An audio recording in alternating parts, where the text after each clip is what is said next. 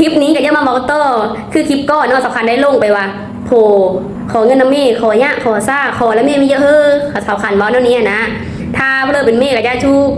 เอาเงินเธอโผเนี้ยก็ได้เอาเงินง่ายๆแน่ถ้าเขาเซอร์เขาขอเงินยากเขาเก็บเงินเองเขามีไม่น้อยยากใดสำคัญบอสแบบนี้นะเขาละบอสจะเธอผู้บอสเขามาเป็นมึงเด้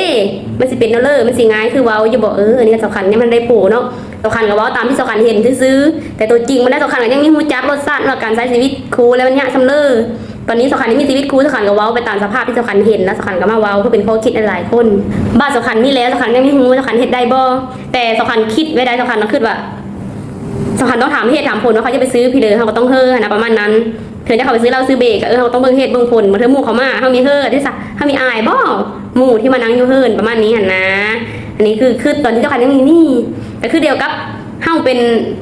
อาจารย์เนาะหรือว่าเฮาเป็นผู้บอกผู้สอนคนนั่นแหละเฮาไม่ได้เจอตัวจริงแม่นบ่ล่ะ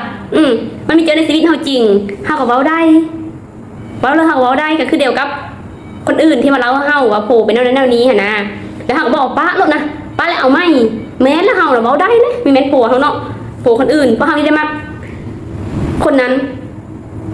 ถ้าเราเป็นโผเฮาบ่รู้ว่าจะป้าได้บ่ล่ะอันนี้ก็คือเดียวถ้าคือเดียวขันเฮ็ดไม่ได้ก็มีอันนี้ก็ชีวิตหมู่เนาะก็บ่ได้แต่มีแตกต่างเดียวกับนั้นแหละถึงจะบางทีหมู่น่ะป้าลดนะหาเอาไม่บางทีตัวเองมันป้ายะปานนั้นเฮาบ่ได้แล้วเฮาบ่ได้มัก